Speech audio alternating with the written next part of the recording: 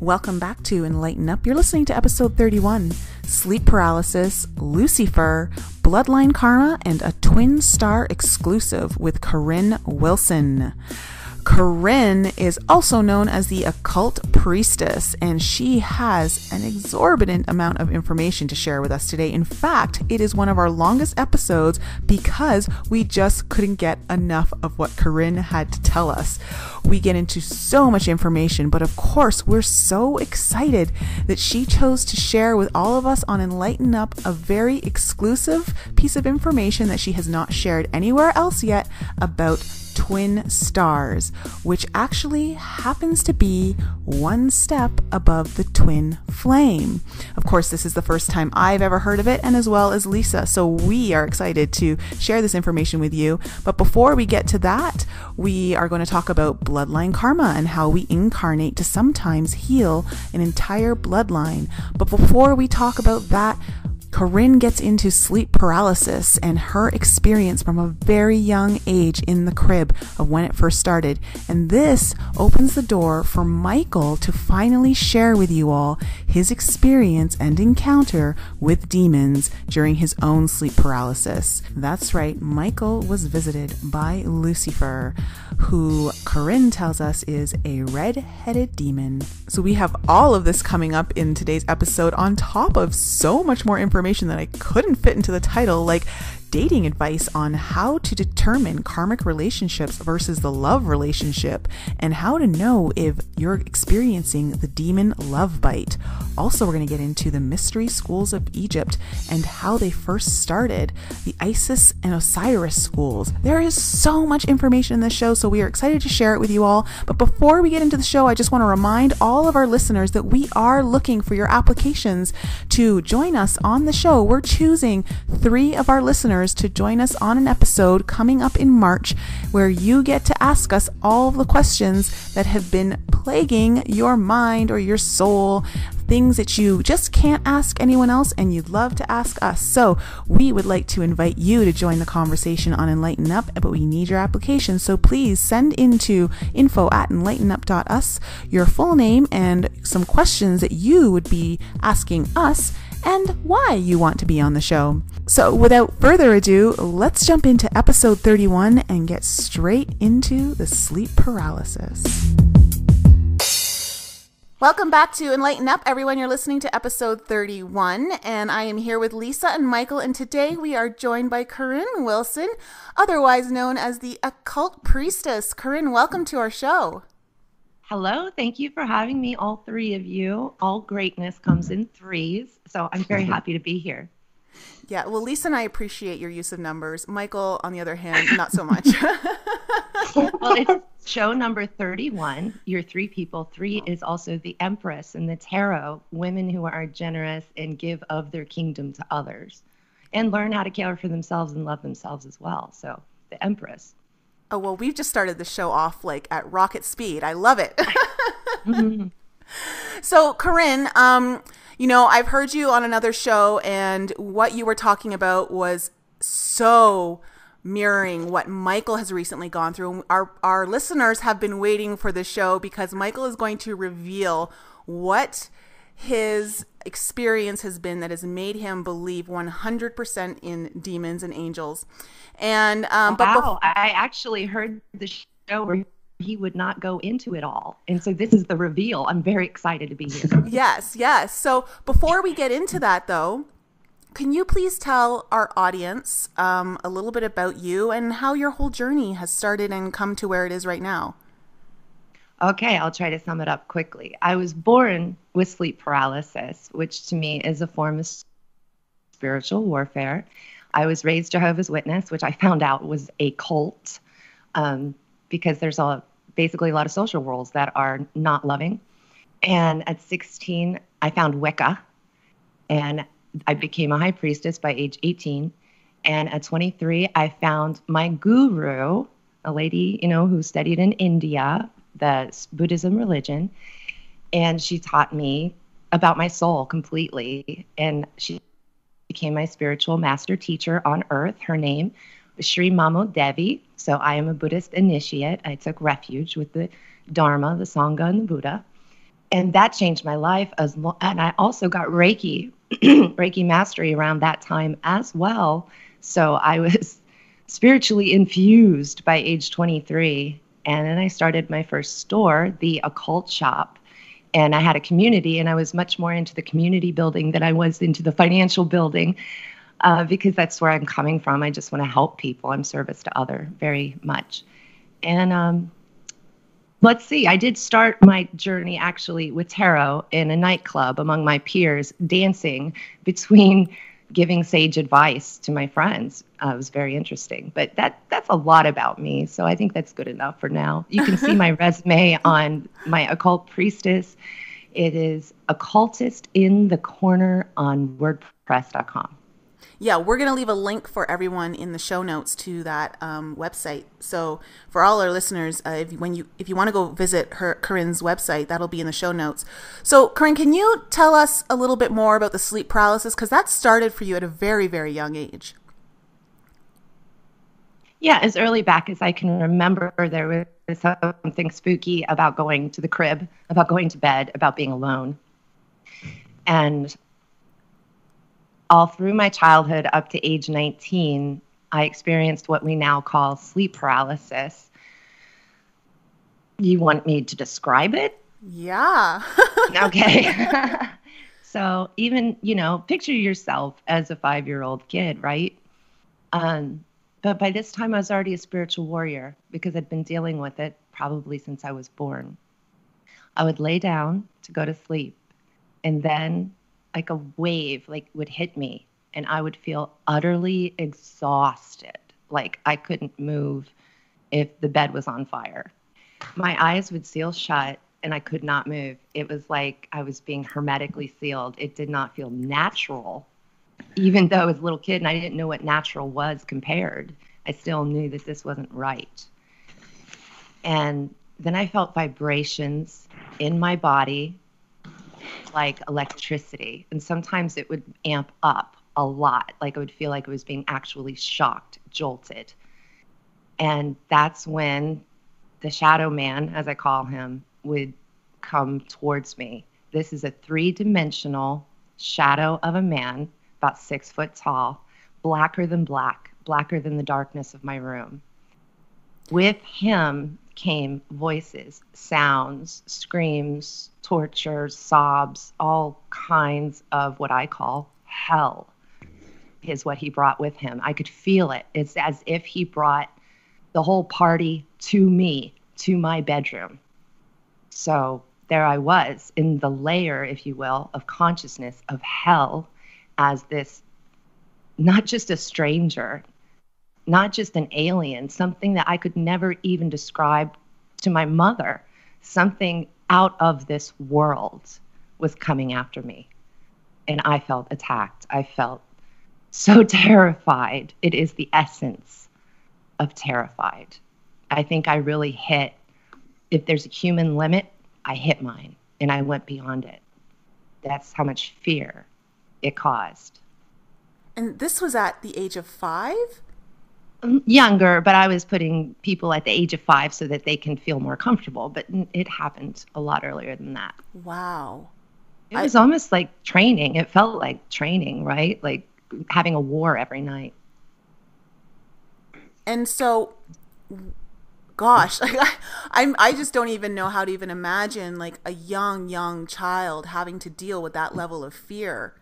And you also must understand that I was born into this world seeing. I was born psychic, which was a defense mechanism, right? Some people that aren't even born psychic, when they get abused enough, they become psychic because they have for survival issues. So I was hyper-vigilantly psychic because I was being physically abused during the day and then attacked at night. So we are not talking about my childhood. There's nothing normal about it. I am definitely a weirdo, definitely unique. Thank goodness. I like unique rather than weird. Unique.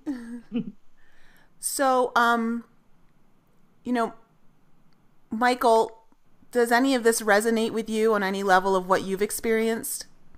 Oh, absolutely. I too have been experiencing this. I don't know about how as young as Korinne, but probably since my teenage years. It started off, I mean, sleep paralysis to me was what she described. It was just an intense, utter feeling of helplessness. My eyes were open though, and I could not move any part of my body. I mean, I could breathe and my eyes could see, and that's about it. And I knew early on, even in my teenage years, when this happened to me, it's a weird knowing without seeing, but it was something that felt evil and attacking. It was not a benevolent. I'm trying to say that word. Benevolent. But thank you, benevolent feeling. So I didn't see a lot when it happened to me throughout time until probably the last 6 months of my life here. However, even back then, I knew there was something very dark presence with what was happening to me. And I would have to really use my mentality, my mind really to get out of this paralysis. Of course, when something scares me, what I tend to do is try to study the heck out of it and figure out more of a scientific reason. And this is not uncommon out there in the world. This happens to a lot of people. And a lot of people have the exact same feelings that Korinne and I have had, where there's just a really dark element within the room with them. And of course, science tries to explain, like, basically your body hasn't woken up, but you have, and you're still in a dream world. But it's really hard to accept that as the only definition when it's consistently a very evil-like feeling that's in the room. Yeah, Michael, that definition works for the Matrix. Yeah. And that's what you read online. It's like, oh yeah, and then you'll just have sleepologists or whatever say, oh yeah, you're just halfway between dream world and awake. Well, I don't remember ever, because dreams can be good too, and I don't remember ever feeling good with this happening. Well, that's interesting though that you say that that's the definition for the Matrix, like it works in the Matrix, because we had Heather Sartain on to talk about the pineal gland, and she was explaining that when people have night terrors, it reduces the amount of time that the body can actually heal itself, and so people actually end up getting ill and sick, and their bodies start to break down because of these night terrors, so to speak, or even go one step further, sleep paralysis. Wow, cheers to that, Sister Lightworker. My goodness. I was sick my entire childhood. I missed more school. I felt like a rock star because I missed school all the time. But I was an ill, sickly child with asthma, and anybody got sick, I was sick next. And I felt it was my way of avoiding reality. But I understand what you just explained is 100% the truth. I was being kept from healing myself. I was definitely being kept off balance 24/7. So this shadow person, because I've actually seen a photo, or was it a video, and then they stopped it and they zoomed in on the back where this guy felt like someone was following him, and he couldn't. Every time he looked back, no one was there. And so he used his phone to capture it to make it look like he was reading his phone, but he was capturing the video behind. And when he caught a frame, you could see the shadow person in the back. Wow. Clever. Yeah, and it's just that I hadn't heard of shadow people until then. So can you go into a little bit more detail of that? Well, my shadow person I felt was assigned to me personally. I do know there's more than one. I went to Hawaii a couple years ago and did ayahuasca, and I actually saw a shadow being with a hat over a fellow participant. So I do understand, there's more than one. What kind of hat, if you don't mind me asking? I knew that was one coming. One of those nice fedora newsman hats from the 40s. Mm-hmm. So, Michael, what was your hat that you saw? It was like a top hat. Yeah. Oh, interesting, Michael. Look up Baron Samdi, Samdi, I believe. there might be an H in it, but Baron Samedi from the Santeria voodoo religion. He is the skeleton guy with the top hat. Yeah, that's kind of like that. You're right. I think I know what image you're talking. Yep, exactly. I just looked it up. But And it was just a white outline though of this actually isn't related to my sleep paralysis. This was more of like a weird quick vision that happened to me when I was attempting to meditate. And it was just this white outline of a man in a top hat and a hammer, like a sledgehammer, like coming towards me. And it was like very, very vivid. It wasn't like just like a made up imagination. So it was kind of interesting. And then it just disappeared. It was like no more than 2-3 seconds. Michael, what is made up imagination? Oh, thank you for asking that. Made up imagination, and you like in my term of my definition? Yeah, treat me like a child. Explain like a child. I just look at imagining as your way of that's a really hard thing to answer with words. Just your way of going beyond what you see, feel, and think, or see, feel, and hear in front of you. Like you're just... Go ahead. Wouldn't you say your imagination, you have two different aspects to it. The first one is one you try and have an effort to make up something in your head. Is that true? True. Okay, so what do you do creatively, Michael? I love photography. Excellent, wonderful. So the I.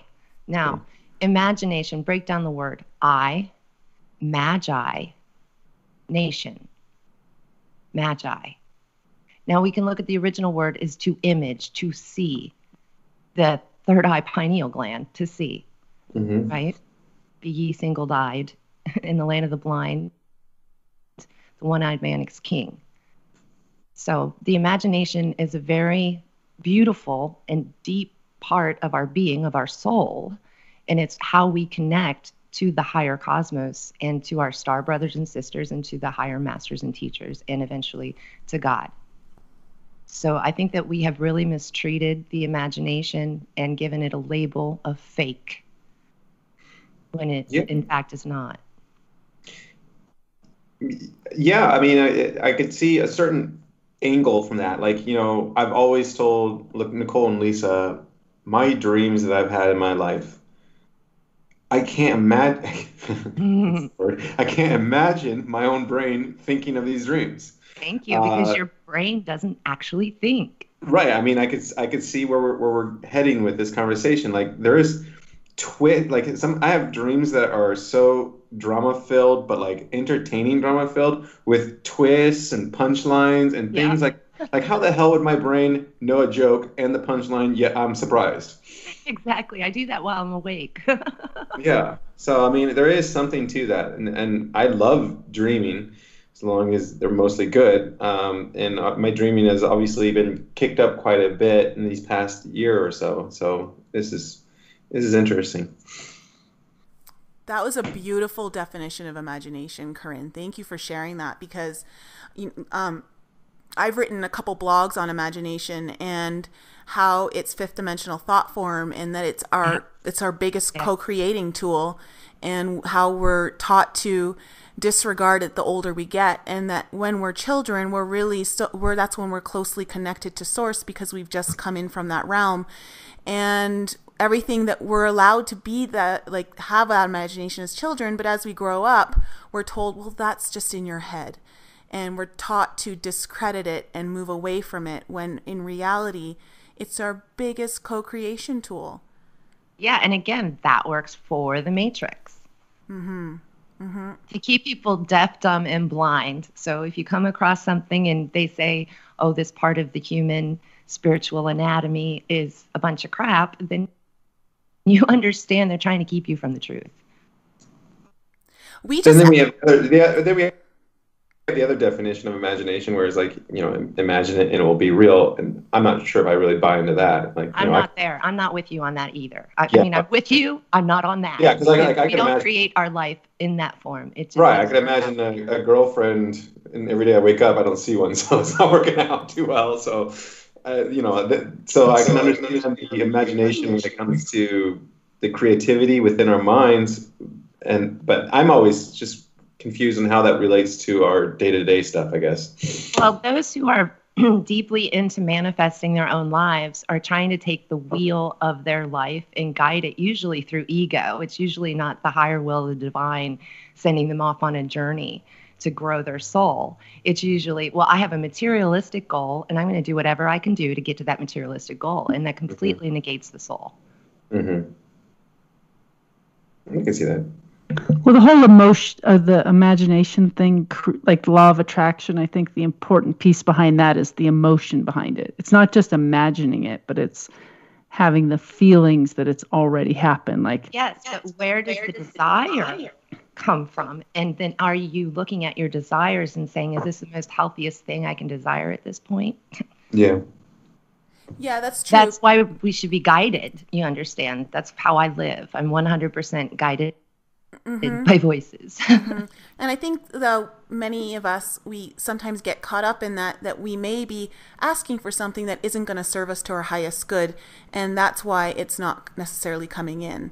That it's not meant to serve our purpose right now, and so that's where the guidance definitely does help.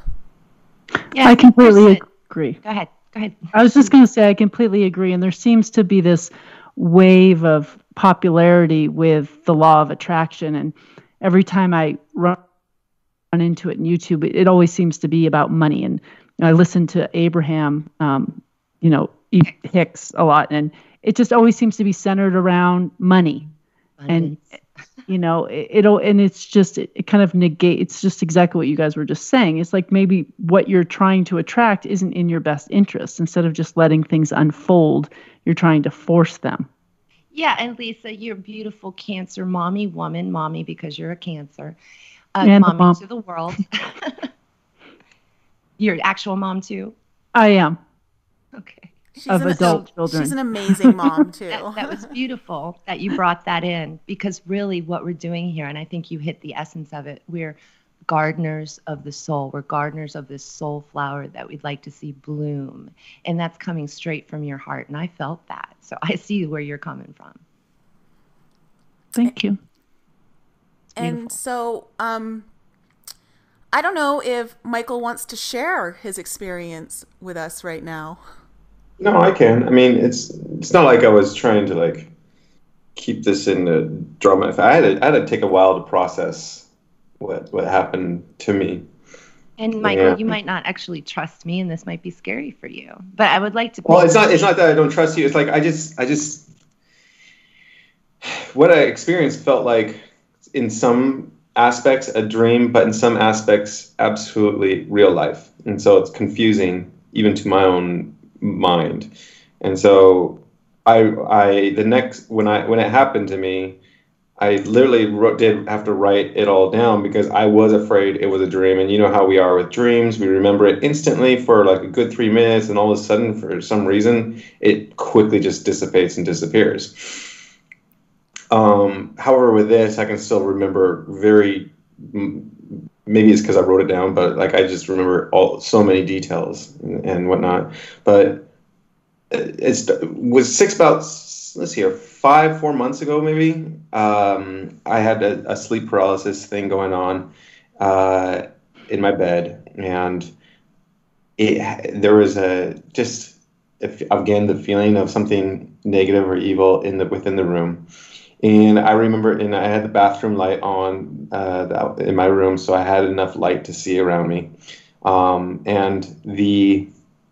I just saw this dark black cloud just try to cover over me, and I just remember willing it away. And when you're in that state, I go back to my basic Catholic prayers or something. I just start praying and getting something out there just to feel to get it away from me. And then I just saw this dark cloud just start to dissipate, and then I came out of my sleep paralysis. So that was my first little episode of I saw something. I know I saw something.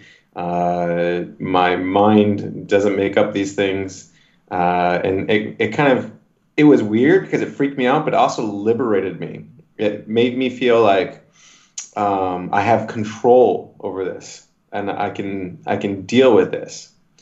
Because I'd probably get sleep paralysis at least once a week, and so I kind of felt good the following day. And in about, I don't know, what was it, Nikki, about 4 weeks ago when this happened, I think. Yeah, So it was about a month or a little over a month. yeah. So I again went to bed, and I had just a normal, beautiful dream. And it was a dream of it was my apartment, and I heard something like people or someone out in my living room kitchen area. So I walked out, and I'm not a big Christmas fan, not a big fan of it at all. However, my place was decked out Christmas style, like the most beautiful Christmas tree, poinsettias, the whole 9 yards of, Christmas. And even in my mind, I thought it was like, wow, this is beautiful. And there was this very attractive brunette girl, probably around the age of 20 or so, if I had to guess an age, just there. And she just felt so joyful to be in her presence. And I don't remember the discussion that we had, but I do remember looking across my living room and seeing another room with fogged out glass where I could see a silhouette on the other side of another person. And I'm like, who's that over there? And she told me, she's like, oh, you'll meet her soon. Don't worry about it right now. I'm like, okay, whatever. And, fast forward, I wake up from this dream in the middle of the night in my room. I'm like, oh, that was a great dream. That was a nice dream. And I could remember it very vividly. And then about maybe 10 minutes later, when I'm trying to go back to sleep, my sleep paralysis kicked in times 10. And when I say times 10 is I physically felt my shoulders being pinned to my bed. I looked over into my bathroom, which the light was on, which I don't remember turning it on, but the light was on. And I remember seeing a dark figure facing away from me that was in a black hoodie, but it was like, I don't remember the details of all the clothes. I just remember facing away from me with a hood on, and just there, as much as I would see you guys right now if I was in the same room as you. And my shoulders were being pinned forcefully, not in a painful way, but more like, like a human being was on top of your shoulders with their knees, which my brothers used to do when I was a child. Maybe that's something. And so I finally, like 2 minutes later, I wasn't out of the sleep paralysis, but I rolled over enough, and then my room light was on, and there was this red-headed woman that was sitting on the edge of my bed, and my sleep paralysis was done. I was able to move and to have a conversation and to talk. And so I just, for some reason, didn't have fear in my mind or my heart or whatever. I was more of in this weird limbo state of, I wouldn't say peace, it was just curiosity. And I started speaking with this, and she was another attractive red-haired woman around the same age, and I was starting to speak with her, and I started asking her questions. I'm like, who are you? And she said, I cannot tell you that.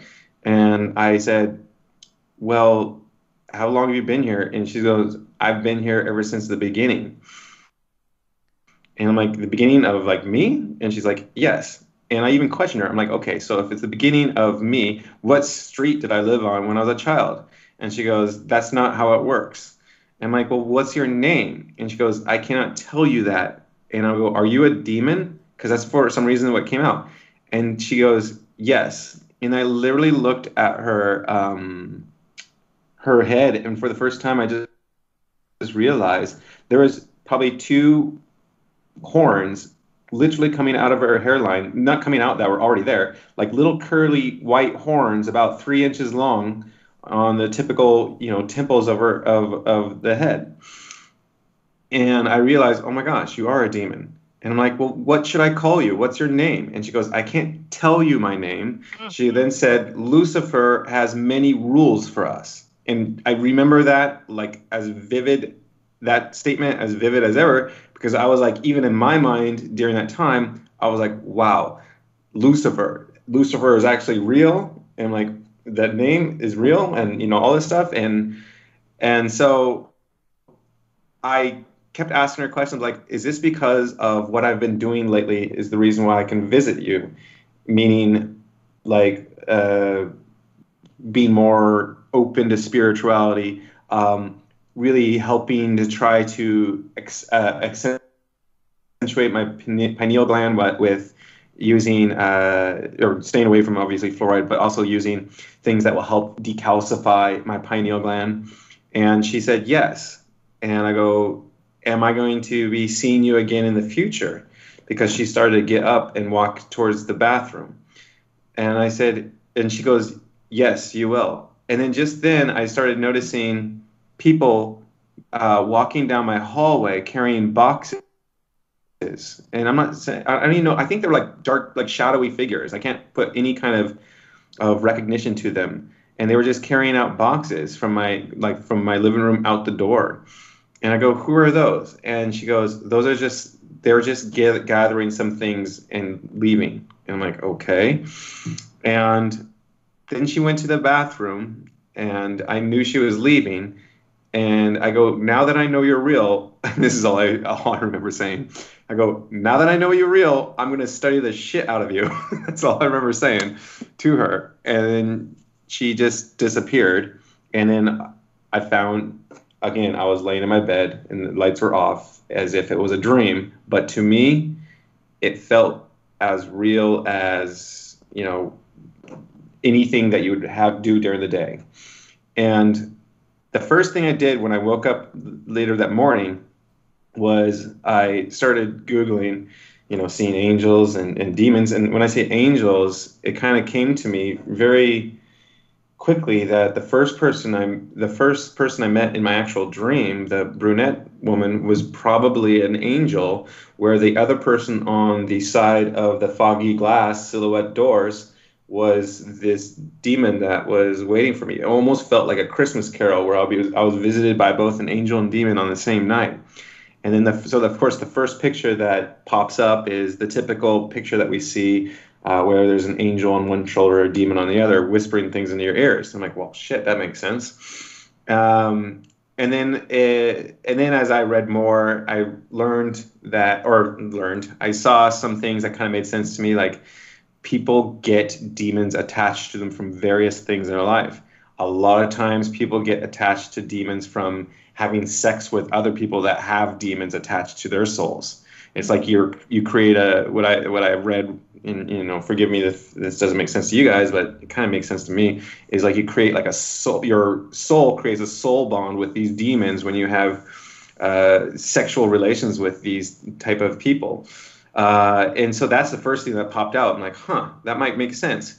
And then we have Nikki and Lisa and I had a podcast a while ago with a dream interpreter, and I quickly sent him what happened to me. And before I even told him the explanations I heard, the first thing he said is like, be careful of who you have sex with. Yeah. I'm like, okay, roger that. I'm going to be celibate for the rest of my life. Thank you. Michael, have you ever heard of the Jezebel spirit? No. I want you to look that up. It's amazing, the antidotes. But the Jezebel spirit is basically the negative harlot of a female. And believe it or not, we all have male and female within us. And your inner female obviously needs some love. Mm-hmm. But there's a lot more to say about this. You're just not done yet, so go ahead.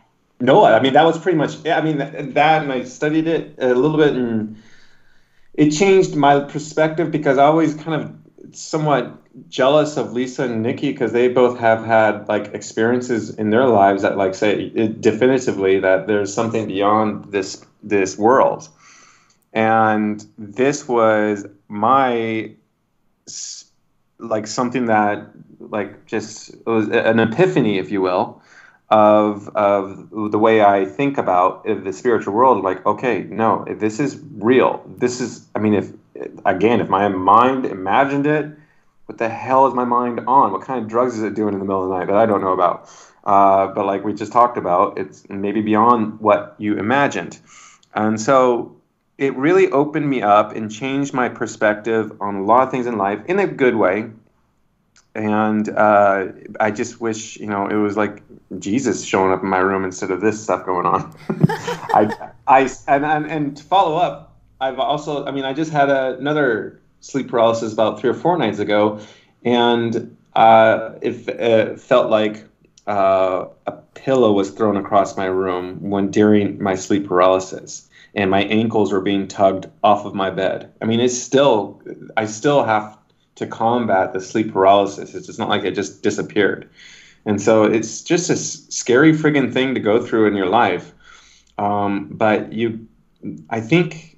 I feel like I get stronger and stronger when it does happen to me.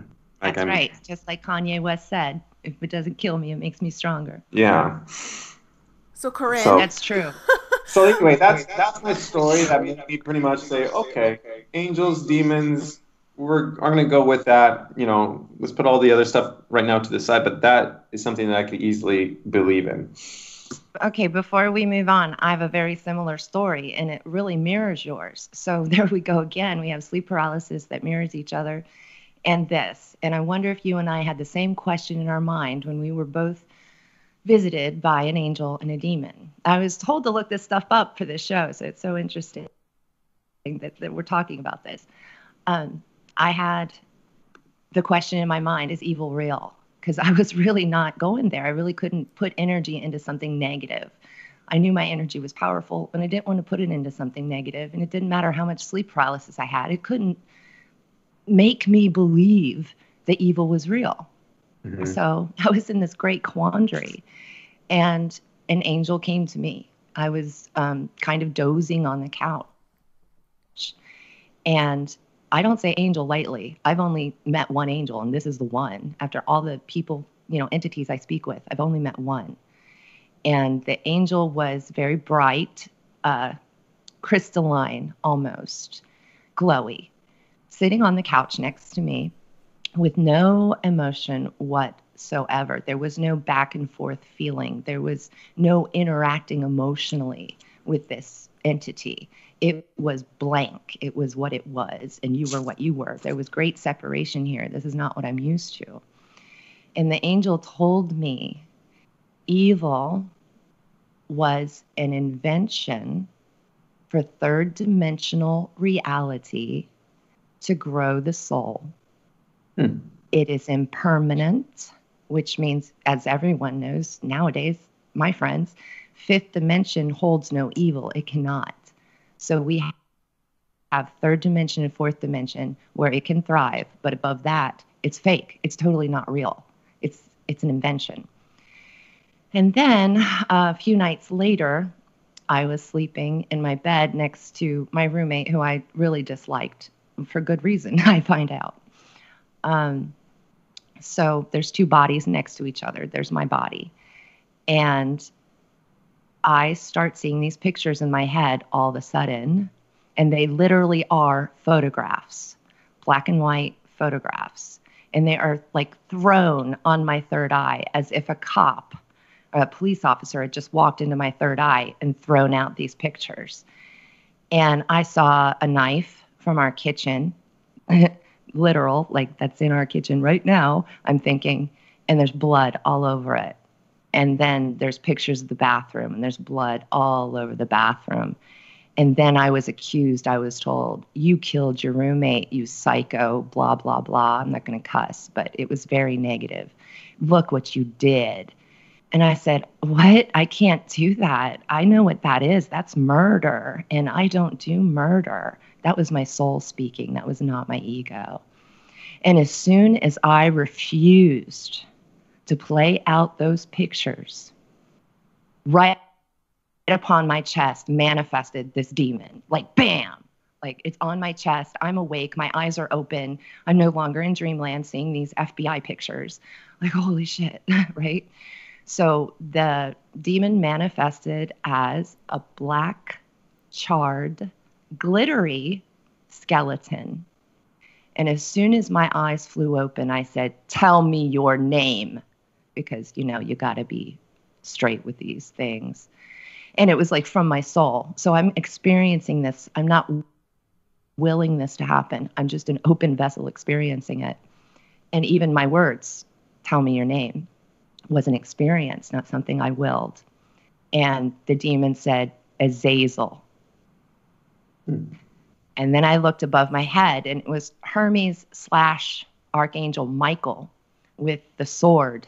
And he pointed the sword at the demon, and the demon rolled back into the body next to me. Whoa. Wow. Oh my God, I got shivers. Oh, I just... So did she move out the next day? It was a boy. And I was there financially stuck in that situation, but it was to learn about good and evil, really. But understand, these are the lowest levels of good and evil. Angels and demons, God and Satan, these are black and white forms. And a lot of us are smarter than that, emotionally and mentally smarter than that. Our souls are smarter than that. This is a tiny little playground that we get stuck in because we're brilliant, light, and they want to hurt us because they think that we're taking over their domain, which we are. So how do you get rid of them? How do you stop sleep paralysis? I think it's a contract. So it's all about your journey. It's not something you just set your mind to and do. So what you're saying is that before Michael incarnated into this vessel, he had a soul contract that involved sleep paralysis. Yeah, and it also might be because he chose a specific bloodline to incarnate into. Many light workers incarnate into some seriously sick bloodlines to clean up the karma. So therefore, the generations that follow will be clean and not tormented and haunted by ancestors. So I would wonder if Michael has military in the family, what the background is like, if there's some negativity, because unfortunately, sleep paralysis, this kind of spiritual warfare, can be seen as a curse, a family bloodline curse. But we have to understand, as starseeds and light workers, we incarnated into these sick bloodlines to heal them, to cleanse them of their toxins, and to take on the karma. And that's why it's so difficult for us. Yeah, we're taking on thousands of years of rape, murder, war, horrible things. So like when you're still your soul, not yet taking on the vessel, you're thinking, yeah, I'm totally going to do this. It's going to be a great idea. And then you get down here and you're like, aw, shit. Not exactly. Hermes said that we almost didn't come in this time because it looked too dark. And I was warned by many beings that I love upstairs. I call heaven upstairs because that's what it is. I was warned, everybody was worried about me. So we knew this was going to be a very hard time, but we also knew it was graduation. It's the last time. And I'm very ambitious, believe it or not. Sounds like it. Yeah. I'm driven by God's love. I find that very interesting. I mean, that just explains a lot of things to me about light workers incarnating into these bloodlines to clean them up. That makes a lot of sense. Wonderful. Good. I'm glad. Yeah, that definitely helps me understand things a little bit better as well. I'd love to get back to Michael. I think he met this entity I call Lucy Fur, F-U-R, Lucy Fur, the female Lucifer. She's always a redhead. Oh, really? Yeah, she's interesting. But he obviously, Michael, you have a succubus problem. You know this. Yeah, that's what I figured. And it also, you can heal it through going through your psychology, I can counsel you, but if you can talk to your own inner female by yourself, that'd be great. If not, there are guides out there to help you. But if you can heal the psychology of it, then you can get past the ghosts of it or the demons of it. A demon is a ghost on high power. So it's a ghost that's been completely compromised and will probably have the second death, as we call it in occultism. The second death you don't come back from. You're just deleted. Gotcha. That's why it's an invention. It's fake. Don't get too attached. It was weird, though. It was weird just because I felt like I kind of wanted to see this thing again. And you will. Yeah, and it wasn't because it was just because it was just for some reason a comfortable conversation. It was just an odd feeling to me. Well, you were definitely being educated. It's not that demons don't know things about you. Yeah. And aren't here to teach you, because they are. But when you said the Christmas tree and everything in the room was beautiful, I was like, Jesus says hi. So that was definitely like a very Jesus. Yeah, which is funny. Everybody, at least that's been listening to this show, knows that I'm not a big fan of Christmas, mainly because of, things that have happened in my past around the Christmas time. It's not because I just don't like Christmas trees. But I was it was such a beautiful scene, and usually I'm not too impressed with that kind of stuff, like when I'm walking around in the real world, if you will. I think the most interesting thing you can do in meditation, Michael, and believe me, it might be a little dangerous, but you're an experimenter. Yeah. I'd like you to bring in your meditation, in your mind's eye, and your imagination, Lucifer, as I've coined her name, and the brunette. Bring them both in, because they both have aspects of your inner female as well. They may be separate entities, but they're mirroring yourself back to you. So please talk to both. Which makes sense, because of the room that I saw the brunette in, and on the other side of the door was obviously this person or thing. Yeah, and that door is also in your mind. So these girls are living in separate rooms. One is heaven, one is hell. I knew I had some chicks living in my mind. It's true. No, but that makes sense that they're not merged. They're being held separately. Exactly. Yeah. Interesting. So why was it that she couldn't say the name? Like, what are the Luciferian rules? Yeah, isn't that cool? I mean, that she said Lucifer is cool too, because I've been searching for Lucifer and I can't find him. I keep finding death. I'm like, you're not Satan. He's like, no, but they're afraid of me as if I am. I'm like, oh, I see. They got a bad trip on you, Death. So, he's kind. I love Death. He's really sweet. Where were we? I'm sorry. Luciferian, the rules. Because if you ask a demon its name, the rule is it's supposed to give it to you. And that demon could not give you its name means you pretty much know that demon. You know that. It actually said, I forgot this detail. I'm like, well, what can I call you? And she said, for some odd reason, Duck, like D-U-C-K. I'm like, okay, it's an odd thing. That is an odd it doesn't even go backwards. But you know what? If it was Puck, we would understand. P, because Puck is a trickster. Right. And I have a feeling that some of these entities come from the fairy realm and they're just messing with people. Michael's not on board with the fairies yet. Lisa and I are, but.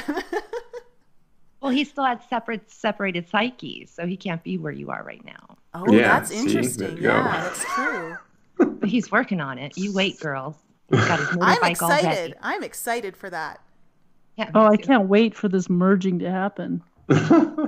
Be like fireworks in the sky. Yeah, so apparently, because I have the name Azazel, I just read about that he's in the book of Enoch and all these other things, like literally 2 days ago. Because I've searched for Azazel forever, and just now I'm getting allowed to have the information. Some people say he is the leader of the demons, and some people say he is Satan himself. But when you get the name of a demon, you own that demon. What's it mean to own a demon? Well, in high magic / black magic, they conjure a circle, they conjure a demon, and they make it do their bidding. Like, get me money, get me chicks, get me material possessions. They never ask for anything good, And so apparently I hold the dog collar of this head demon, but I'm not going to use him, you understand? So I just had a thought come in my mind. So if this Lucifer comes back to Michael, can he be like, I demand you tell me your name or you are never allowed back? Would she then maybe give him her name? It depends on how wise she is. If she knows it's going to enslave her like a genie curse, then she may just leave. Interesting. But they could have a contract that she has to tell them. I mean, we don't know. That's the experimental phase. So many layers. Yep, lots of onions. Okay, so Michael brought up the whole sex thing, and we talked about in a previous episode how the three of us have really realized how important it is to abstain from just being very casual with our sexual relationships because of the specific reason that basically when you have sex with someone, if they've got some sort of demon entity attached to them or working through them, that having sex creates a legal door for them to enter into us. Excellently put. Wonderfully put. So what is your, what are your thoughts on that? Or have you had any experience through knowing other people with that or anything like that that you could share with the audience? Oh, most definitely. We would look to the expert Eve Lorgan, who wrote The Alien Love Bite and a couple of other books. And what she speaks about is the spiritual warfare going on the fourth dimension, where you can't literally see it, where people are being set up in terrible relationships. They're being made, basically forced to have children in the wrong relationships. And it is where the ghost realm has control of people who are not being morally and ethically sound, who are not wearing their crown and are not sovereign.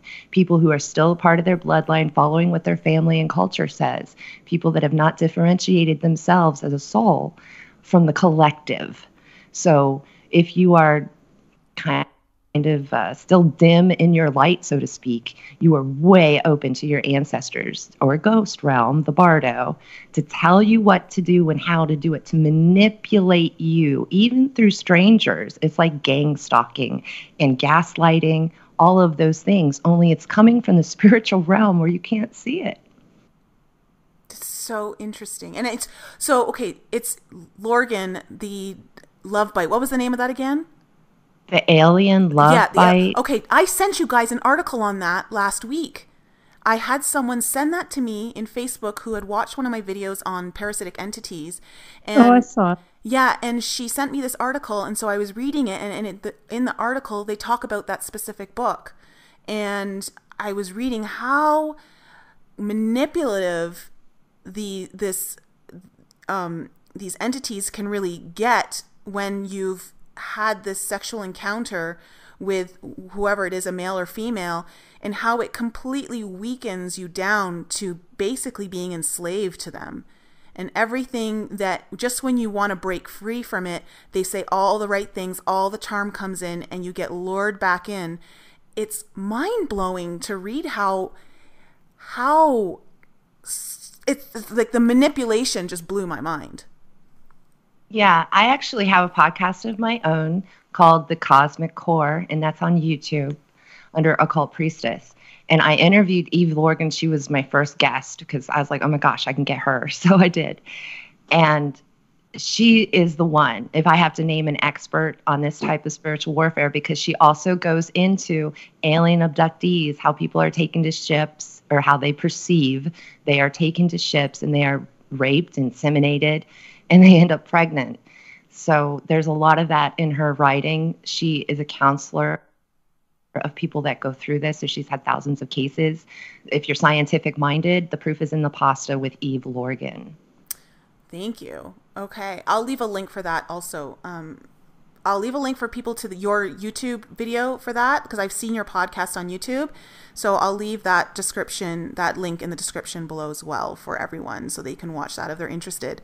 But you brought up something interesting about this aliens basically impregnating women.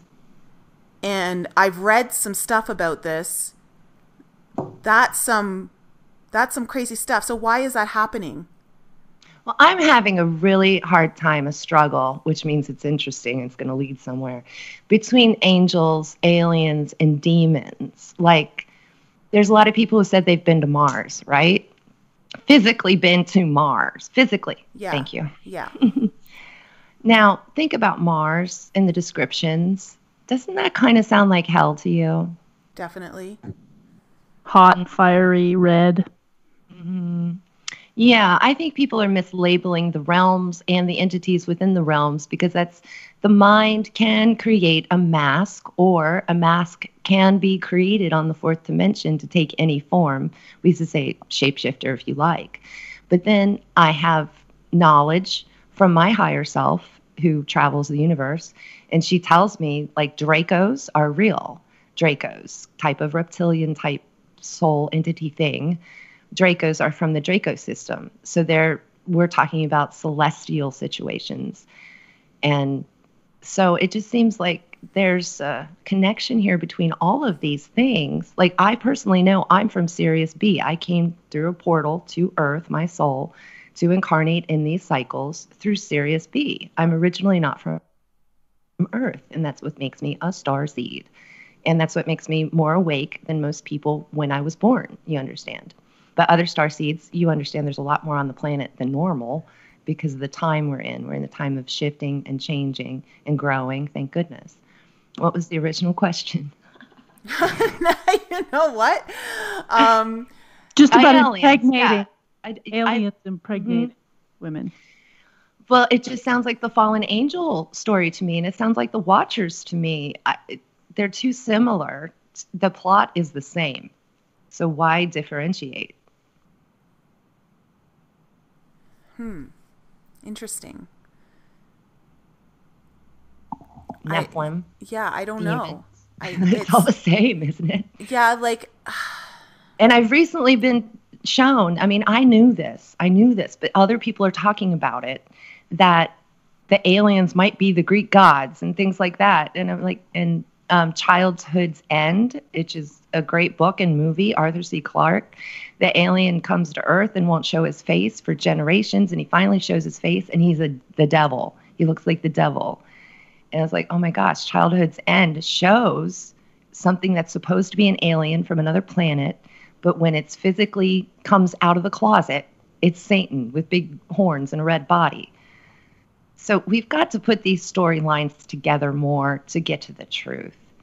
I remember being in Olympus. I know I'm a Greek goddess, and that's great and wonderful. It's not an ego thing. It's just a part of my story. And I also know I'm from Sirius B. So I've got all of these puzzle clues, and I get on YouTube and listen to everybody so that I can try to put them together, this tapestry that we're all weaving, the tapestry of truth. Yeah. Have you had your Akashic records read? I have my own record keeper. He looks like Thoth, but he's not. We call him the record keeper. And whenever I need to go in there, he's my guide. Nice. Mm-hmm. Michael? Yeah. Any thoughts? Oh, I'm just reading about Jezebel. Oh, good job. Sounds like one evil thing. That's for sure. Good job, Michael. That's awesome. There's a great video if you look on YouTube. Sorry, when you guys started talking about like aliens impregnating things, I kind of got distracted. You're doing your homework. I'm proud of you. I figured we lost you when we went there. Yeah, it's very interesting. He's got bigger fish to fry, ladies. Yeah. My own demons. Well, I was told I'm a starseed from Alta Centurion. I don't really know a lot about that, or, I've researched it a little bit, but, I guess to me it's just a starseed. Like, we know why we're here, and I guess I don't know if it even matters. Like, we're really mission oriented, and the only thing that matters about it is pride culture. Like, I'm very proud of Sirius B because I know about it. So when it is time for you to know, it will come to you. It's not something you need to grab at or seek. Korinne, have you seen, when you look at the sun, Sirius, is it Sirius B that is showing now? Because it's... Yeah, this time of year. It comes up twice a year. Mm-hmm. And so now, and then the dog days of summer. Okay, so that's when you can see it. Yeah, that's when it's rising in the sky. Okay. Wow. Yeah, so, I mean, back to the impregnating, well, not necessarily the aliens, but just to all of our listeners, really be very mindful of your sexual activity with people and how your encounters come to be, because we've all noticed like there's a lot of deception that can occur to make it seem like it's one thing and it's actually another. Like these entities will use charm and makes things seem like it's a very loving, infectious the high infatuation, that lust that comes in where you just think you've got this chemical reaction between you two and it must mean something. And so a lot of people buy into that and are looking for that spark. And so you feel that spark and you get pulled into the situation, and it actually is designed to gain entry to your vessel. A really good dating tip. I mean, wonderful. Thank you for saying that. A really good dating tip is to ask your partner about their childhood. Listen very closely. Ask them if anything bad happened in their childhood. You got to be Freud. Tell me about your mother. Because if your childhoods are similar, then you are probably brought together in a karmic relationship, which is based on work, not love. So hard work. I've had a lot of karmic relationships. Thank goodness for them. I wouldn't be me without them. But you can be aware while you're in it, or you can also choose not to begin it. So explain to our listeners, what is a karmic relationship? And, I have to go back to I understand there's no more karma, which I don't quite understand. And that's Westerners not understanding what the hell karma means. Karma literally just means action, movement, forward. That's all. This is our karma. If you do negative work, you're going to get negative karma. If you do positive work, you get positive karma. It's action, reaction, right? Yeah, and I believe that, but I was told, and we spoke in one of our previous podcasts with Maureen about the fact that as of like 2012, supposedly there's no more karma. And I don't know if I really believe that, because that would mean that positive doesn't bring positive, negative doesn't bring negative, that whole law of attraction type thing almost doesn't even work anymore if there's no karma. Like, so you can murder or do whatever you want and there's no effect of it anymore. I don't understand when they say there's no more karma. Well, that definitely works for the Matrix. But didn't we talk about that, Nicole? Pardon? With Maureen, didn't we talk about that? No, yeah, she brought it up that she had understood that from her higher self that there was no more karma. And so, but I completely see where you guys are going with this, and it makes complete sense to me. Well, it's just that I feel maybe the concept wasn't completely explained. It's just a partial knowledge. So it's fine. It's just, it doesn't apply to us. Yeah. So tell me about these karmic relationships. When you say that, speak to me like I'm a child. Wonderful. So most of us have cute little hearts and we want to fall in love. But what we really need are lessons. We need to be taught about ourselves and who we are for real. We need a mirror, and it's called the mirror of relationship. And so we get into this mirror of relationship. Karma is work, right? Like I said, it's hard work. And it's refining the ego. And it helps and assists in bringing the soul fully online into the body, which is the major goal. So to be set up in a relationship, you're set up in a dynamic where all your buttons are going to be pushed. It's like getting into the military. It's like boot camp relationship. So this is how we refine ourselves. So we dated Dan for a while, and we learned that we're a prima donna. So we don't want to do that anymore. And then we dated Michael, and Michael treated us like crap. So we understood, wow, I'm not a prima donna and I can be treated like crap. So they've learned, two different things, two different relationships. This is karmic. When you're talking about, and most relationships are karmic. because you only get the right one once. I'd love to say that to all those twin flame people out there who think that the mailman's a twin flame. Everybody is. That's nice and altruistic of you, but there's only one. And so you only get to be successful once. And I think that people don't get that. They don't understand that. They're always seeking, right? Outside themselves. And that's the major issue. You're going to attract karmic relationships as long as you are not settled within yourself. And when you say you only get the right one once, what do you mean by that? The right relationship or the right? I'm a really old-fashioned girl, and I believe there's somebody born for everybody. I'm just that romantic with my Libra moon. So that's where I'm coming from. Everybody's got a twin. Like a twin flame.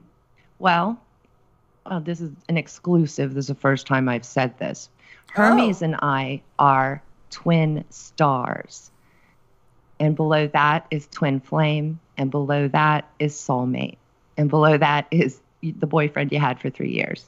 The karmic. Okay.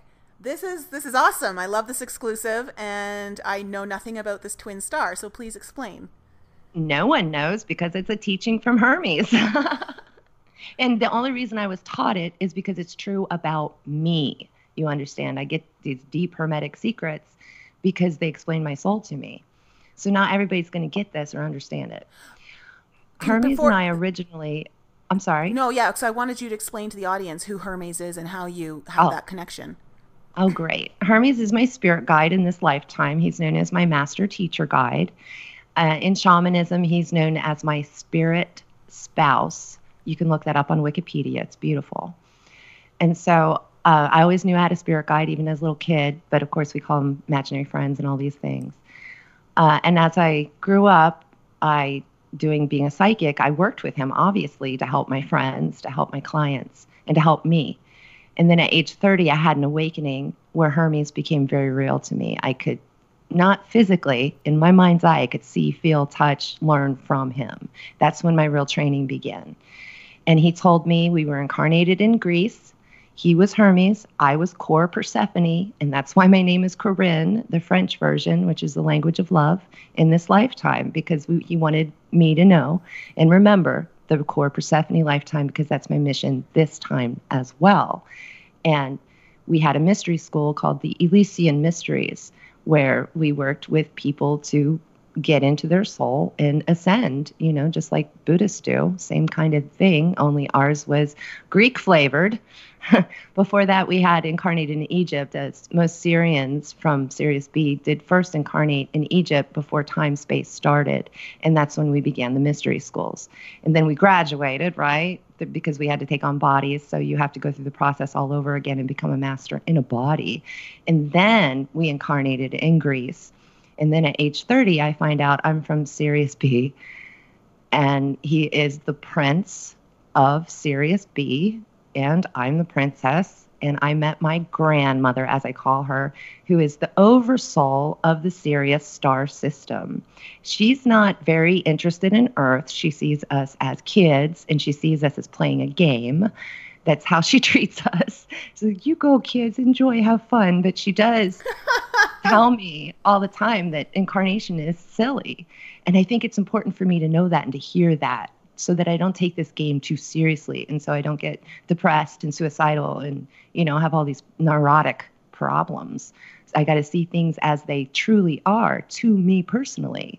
And I think that's a good lesson for everyone. You kind of have to understand your own soul on that deep level so that you're living your own life and not a life that was created for you by humans in society.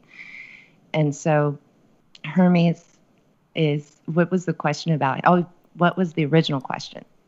Well, you were talking about how you found out you were twin stars, but I just wanted you to create the link of your connection. Yeah, for the audience. That. So the twin star, he told me one day, because we have these long sessions that can take like 6 hours of talking and typing and whatever. He said that you and I are original beings. It's really beautiful. I wrote it out. I'm sorry I don't have it right now. But we are original beings. And that was a big underscore, like underline that.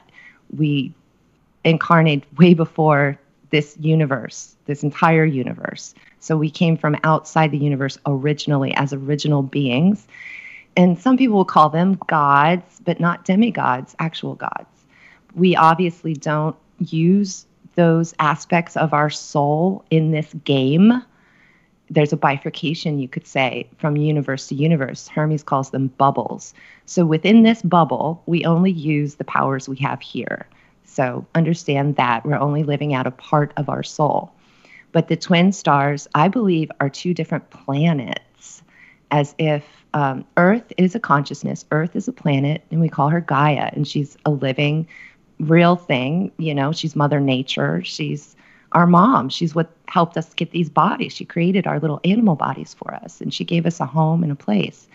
So I believe that Hermes and I somewhere are also planets, which we call stars. And we are twin stars, which is kind of, it goes into infinity and forever, which means at some level, he and I are one. Does that explain it? Yes. It's really, hard to wrap your head around all that, but that's why I call my podcast The Cosmic Core, because it's super cosmic talk. Yeah. But, if we think of ourselves as just energy, what you just said there about only living out part of our souls, I really appreciate you saying that, because that also now starts to make things make more sense to me.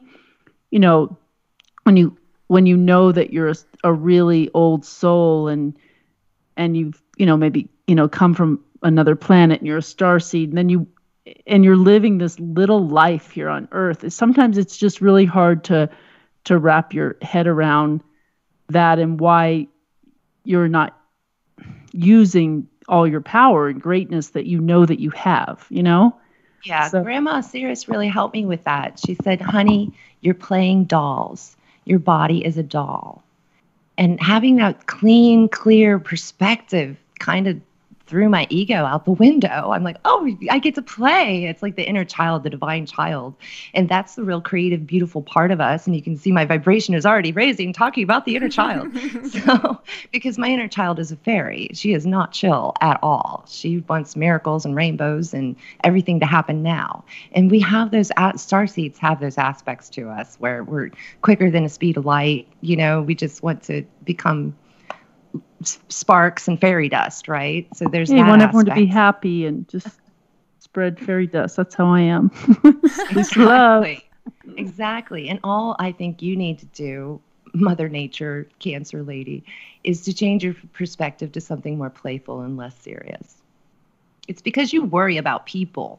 And if you could just say, well, we're all dolls and everything's cool, then you wouldn't worry so much. I worry a lot less than I used to. I used to worry about people, and I used to worry about my kids a lot and things. And I've really learned to detach myself from that a lot recently, to where, I know this is all just a game, and we're all just playing. So I've definitely become a lot less worrisome, and so it's good. That must have made you so much healthier. What a weight off your shoulders. I mean, there must have been like an orgasm there somewhere. Oh, I don't know.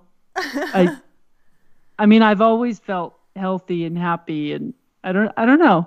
I don't know if I've just been learning so much and growing so much lately that I don't know if I've actually settled into enjoying it yet. I feel like I'm still on this upward movement of just really wrapping my head around all of this stuff, but definitely detaching from this 3D-ness and the matrix more and more every day, and not taking things so seriously and just trying to enjoy it. Lisa, there's something very special about you. You are empathic, and you can discern people. You can discern the lie from the truth the moment you hear it.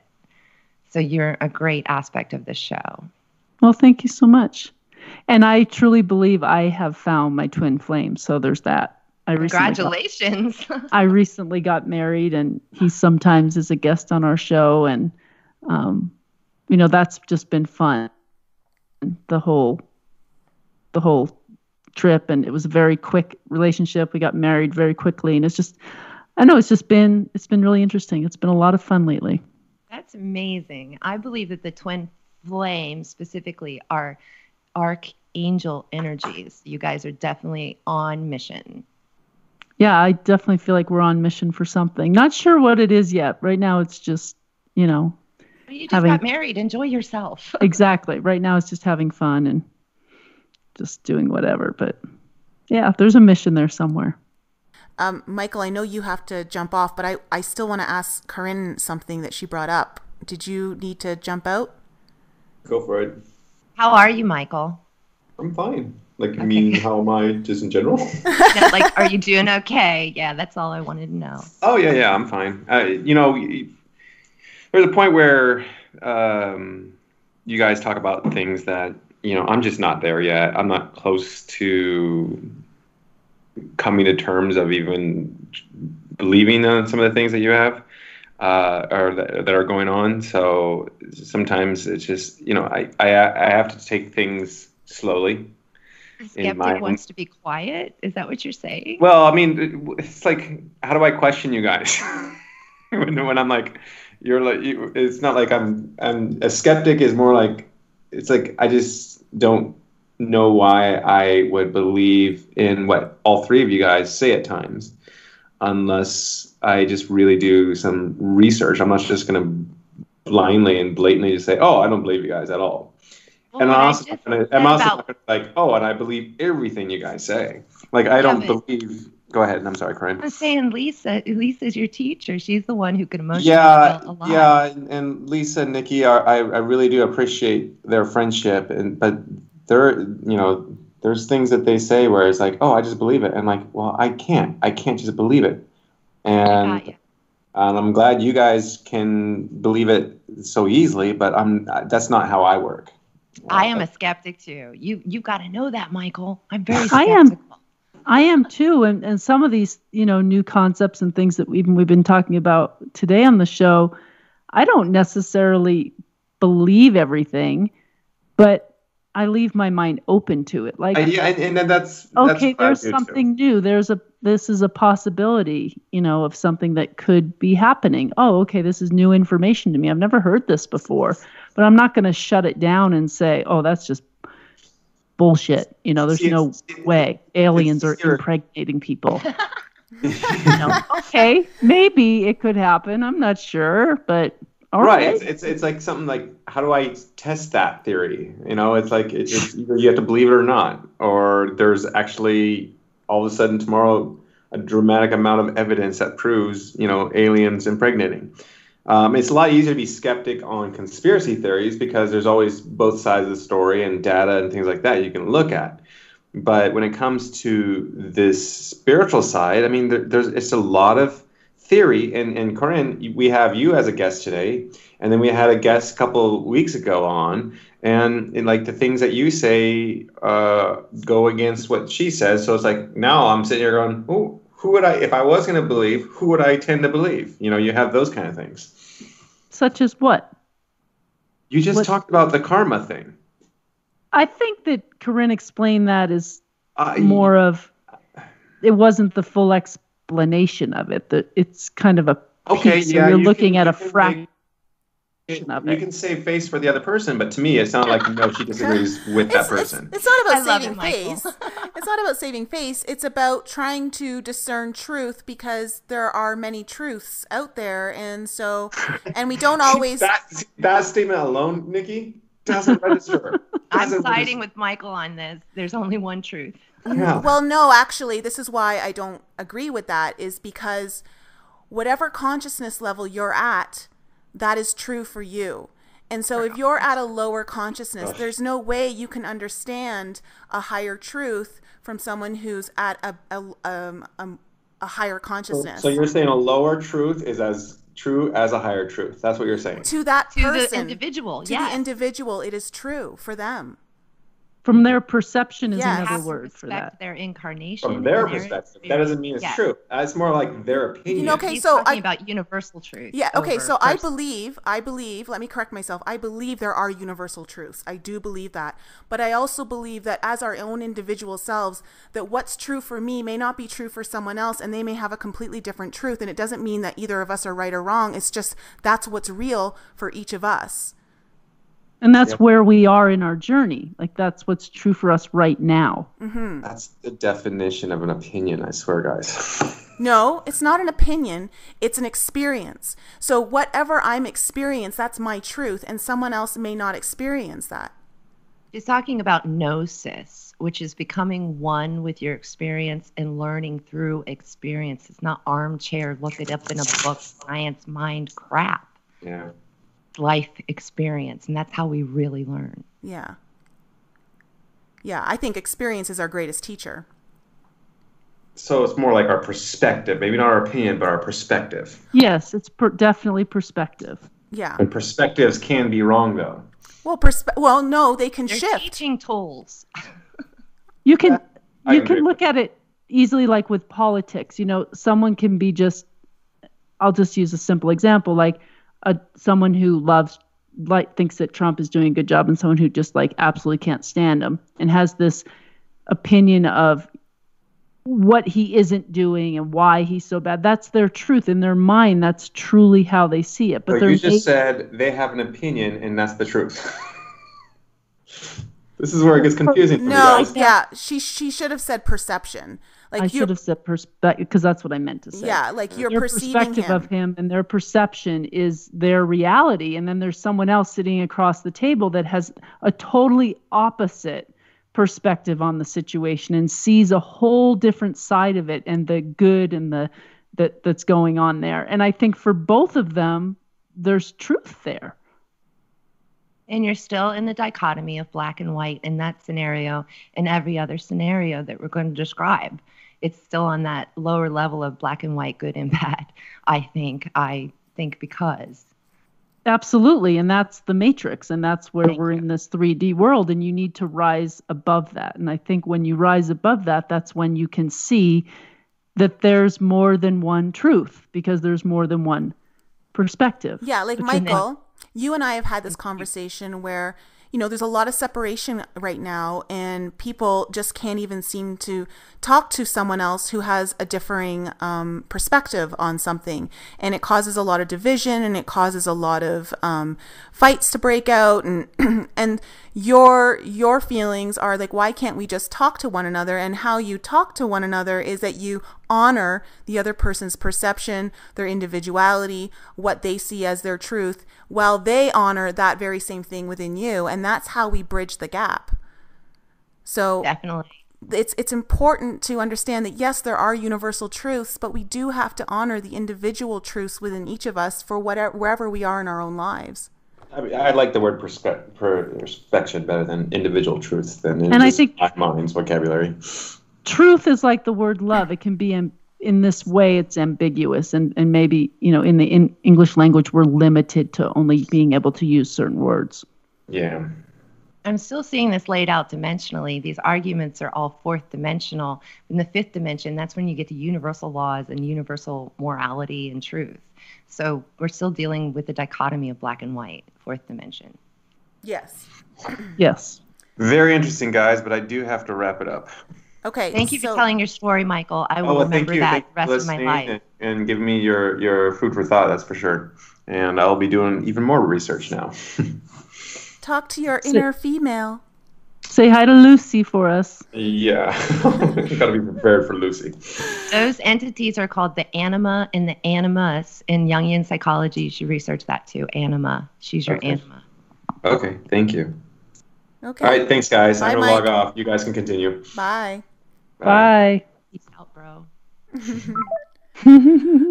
Okay, so Korinne, I wanted to ask you, because you brought this up and I find this fascinating, and maybe you can enlighten us on it. The mystery schools that started in Egypt and continued within Greece, and then how that got kibosh, like how that was... Is that a Jewish word? Because I'm about to go off on some Jews here. Okay, so like, you know what? I never used that word, so that's very interesting that just came out.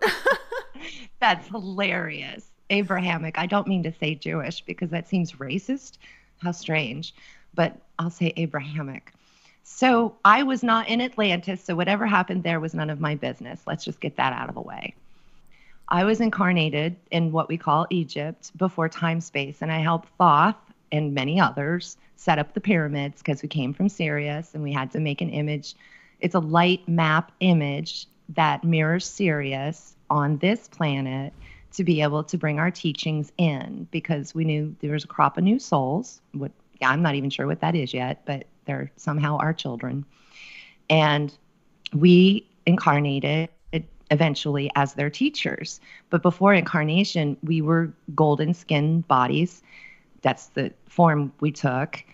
And we taught the souls before separation, before the veils block us from heaven. The trick of the 3 veils is in my blog.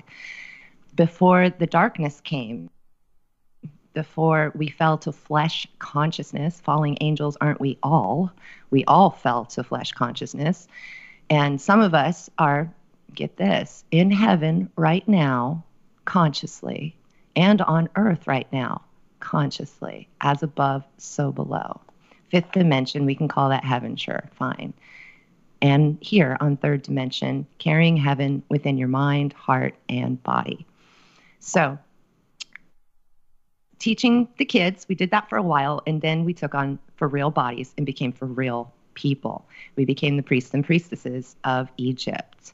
And it was all very respectful, very serious, in the sense that it was traditional and it was beautiful and it was all about love. And the Isis-Osiris mysteries, in which I was born into to teach, because those come from Sirius, that we taught them how to farm. We taught them how to irrigate the water and how to dance around in their bodies and, work out and physical things. And all of those things were very mundane.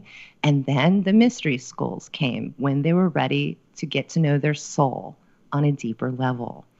And our goal, even in Egypt, was to take these new souls straight to enlightenment so they don't have to spend incarnations on earth.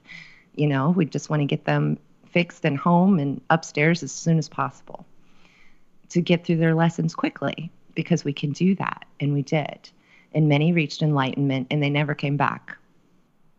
But some of us took a bodhisattva vow, and I believe this is another planet or space-time continuum that I call the Buddha planet. I was taken there first to learn to be a human, to learn about what it is to incarnate, and to finally ask the Buddha if he would make me a real girl.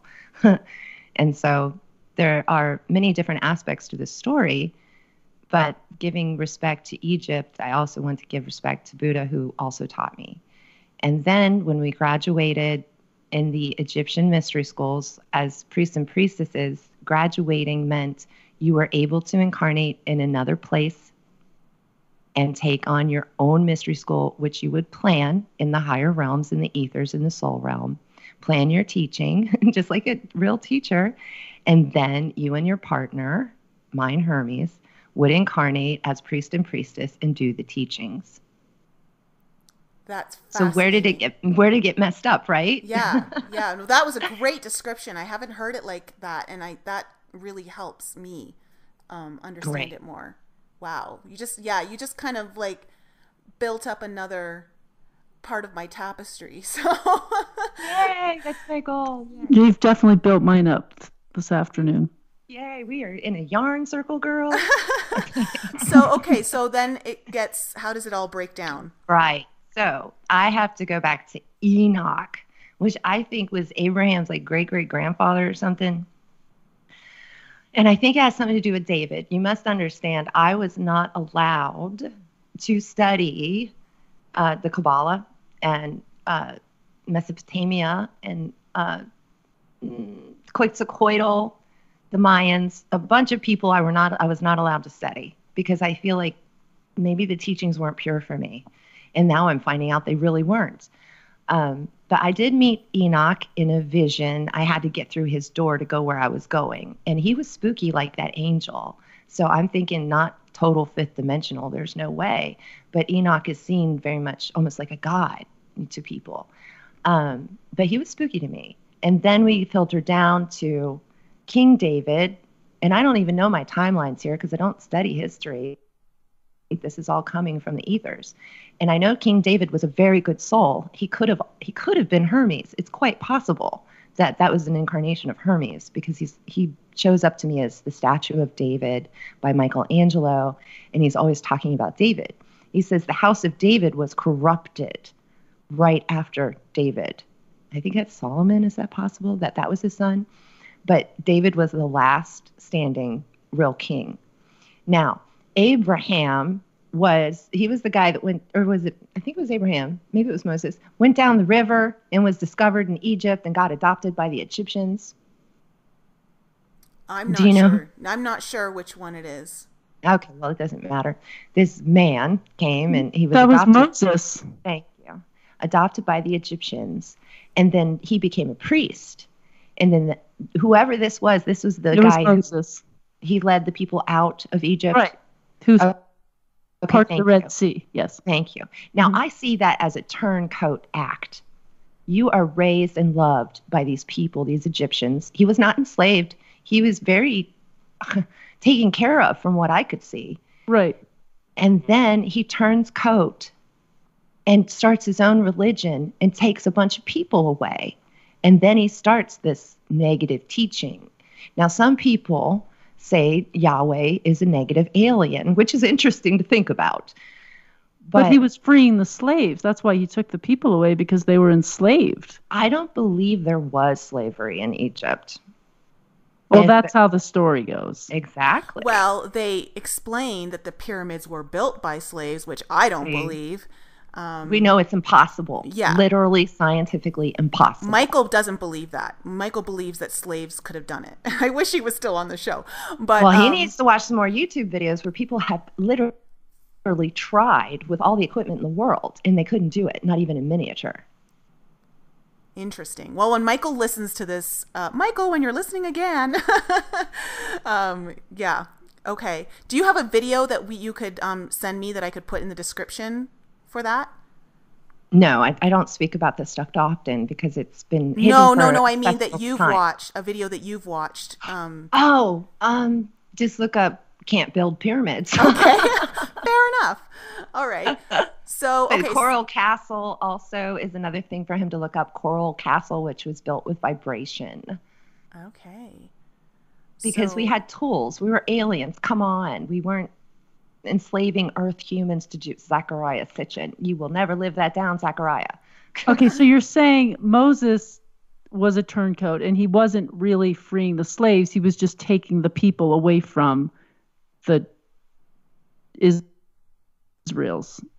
In Israel was the Jews. I don't know the story. From the Egyptians. From the Egyptians. Yeah. And then they were set against them. If you remember in the Bible, the pharaohs were evil people, and somebody had to make a snake into a snake and go get them. And yeah, it was obviously a war. Right, that was all Moses. War was started. And so we got 3 major religions right now, right? And they all started from that seed. We graduated, we got to start our own mystery schools, and I think he did. But his school has taken over. Because who rules this world? What rules this world? Negativity. Well, negativity in general. And there's 3 major religions. There may be more Muslims than Christians now.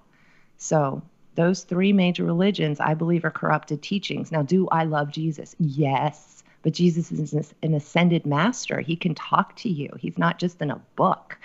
Right. I can't get a hold of Muhammad. I can't get a hold of Abraham. I can't get a hold of these people. And I think it's because they're in a domain I do not go to. Interesting. Yes, very interesting. But that makes a lot of sense. Like our last show, we talked about the Matrix and how we are deceived into believing that the heaven is here and that we're, living this amazing life, accumulating all these materialistic things, and that's what life's all about. And oh my God, who said that? Well, in the Matrix, right? That's what people strive to have, these big homes and cars and live the life of travel and luxury. It's just called materialism versus spiritualism. Yes, that's exactly. And so that's what's kind of been ingrained in us through the Matrix, that materialism, not that it's a good thing, but it's like when you have your freedom, you can have all these materialistic things. And it is a 3-year-old baby who wants more cake is what it is a spoiled child. I'm sorry, but I believe that very strongly. Yeah, I It's would not agree. that there's anything wrong with wanting to have nice things or to travel or to have your freedom to do the things that you want to do. I mean, not to say that to be spiritual means that you can't have things. No. I completely agree. I don't think there's anything wrong with having nice things, but we're taught to believe that freedom is one thing when actually it's enslaving us. Your soul, and that's the trick. And I feel like what you're saying here with Moses is that was kind of a similar thing where, you know, he deceived people into believing that the Egyptians were, you know, these bad people who were going to enslave them, and that was to bring them in so that he could teach them and embed their consciousness with his teachings. Yeah, and all generations afterwards, Exactly. Eventually it would spread to the entire planet. It's very interesting. So that's where the whole breakdown happened. I believe that's where I'm pinpointing. I would love to be able to hire researchers and say, you look up that, you look up that, you look up that, and then just get the whole story. No, but that actually makes sense to me because when you go through like religion and you look at how there was the I mean, all through times, like the whole witch hunting, and there's just been this huge movement over, you know, millennia to really kind of outcast the whole idea of mystery through and make witches seem like they were evil and all of these things that really embed in our consciousness. I mean, to this day, when we think of Halloween, the first thing that comes to my mind is a witch on a broomstick who's got a green face and a black hat. And so it's just this embedding in our consciousness of what they want us to perceive everything as, when actually it's the opposite. You understand, we're coming out of the Piscean age, which is kind of, you can say it's a mood that got put over generations of people, this 2,000 years of Pisces, which is bondage and domination. All right. So you've got this overlord God, you have his nice son, and then you've got people that are going one way or another. They're being too altruistic. They're torturing themselves by giving to their family and friends and never giving to themselves. They just become shells. You know, all they do is serve others, and they're not enlightened. So they just drain themselves. It's like self-vampirism. And then you have the other people who are, I'm going to get everything I want when I want it because, damn it, I'm awesome, which is basically becoming Satan yourself, literally. You understand? That's a sick ego. You will definitely be a ghost. You might turn into a demon if you keep going down that road. So there's that black and white dichotomy there. What was the original thing? I'm sorry, I got lost. I don't know. Oh, the ego. Because we're in the Piscean age. Yes. This is the sick part of the masculine ego, and I do not mean men in physical bodies with their beautiful penises. I do not mean men. I mean men and women who have male psychological messed upness within themselves. So this is the inverted Mars aspect of the human psyche. This is war. This is murder. These horrible acts, which is action, fire, male, masculine projection. And we all have it within us.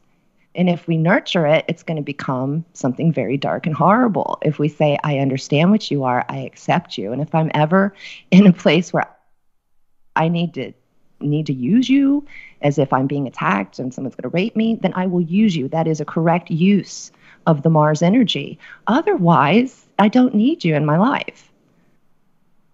So we're coming out of the Piscean age and into what? The age of Aquarius, the dawning of the age of Aquarius. Abba. So the age of Aquarius is futuristic. So that's why we've got the AI and all that scary stuff. Because the science mind, again, inverted masculine, who only sees math and does not see soul, art, or creativity, that part of God, so to speak, in our psyche that is frozen is going to thaw out. And we're going to start realizing that we're masculine and feminine in nature. We use both sides of our brain, and that's what opens the pineal without any kind of special or anything crazy physically. All you have to do is bring the masculine and feminine minds together in harmony, and that opens your pineal, which is a gateway to the infinite. And opening the heart, there's a marriage that takes place in the heart, especially outlined in Hermetic alchemy. But the inner marriage of this male and female in your heart is what basically brings you to heaven. Yeah, so just to kind of like bring this down into a level of my personal own experience, is I struggled with my own masculine, or I should not my masculine. Well, actually I did, but it was more my feminine. I really couldn't accept my feminine aspect. I had a very negative association with being female. And in fact, I remember as a young girl when I started to go through puberty and my breasts began to grow, that I would sit on the side of my bed praying to God to make them stop. And that I would do anything if they would just stop. And so I had this really, I had a huge discord within me that I just couldn't accept that part of me. And I saw how my masculine energy then was so imbalanced and so taking over and being dominant in everything I did. And it wasn't until my early 30s where I started to understand the accepting of that more nurturing aspect and to start taking care of myself and bring in that feminine energy. And that is when all of the things just started to really open up for me. And so I completely understand how bringing the two into balance does open up that gateway. And what you were saying to Michael is that he has to address the inner feminine within him that would help him bring him closer to that balance. Yeah, it opens up that gateway for him even more. So the first time I met my animus, which this is the book Love Magic by Lori Cabot, the official witch of Salem.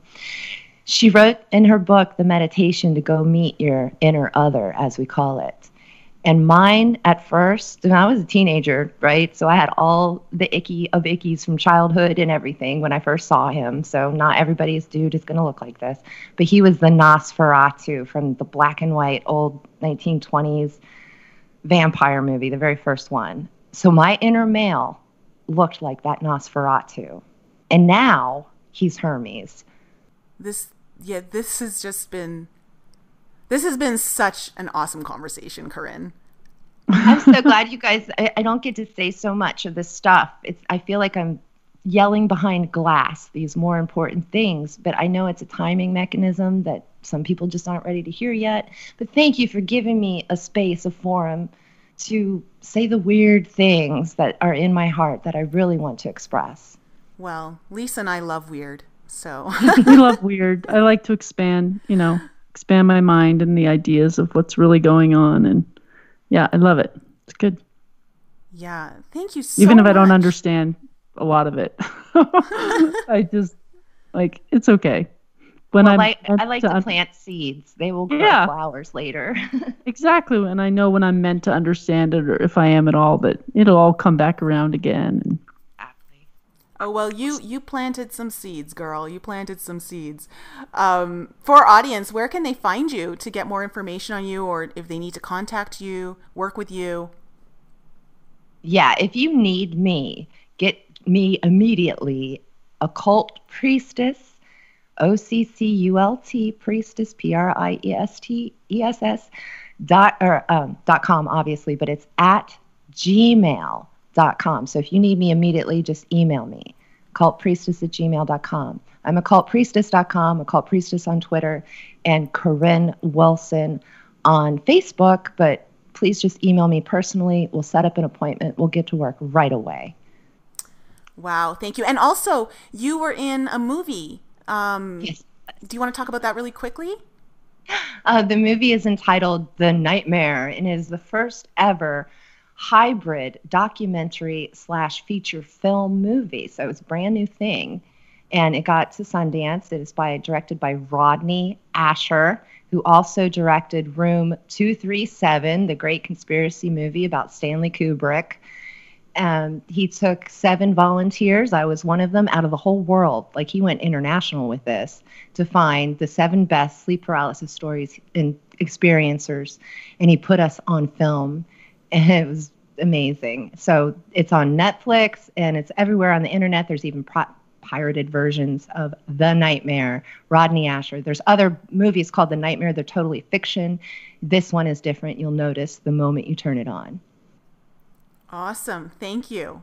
I've been curious to check it out, but at the same time, I'm so visual. I can have nightmares so easily when I watch this stuff. So I don't suggest everyone watch it, but if you are a spiritual warrior and you are being attacked, then you should watch it. Okay.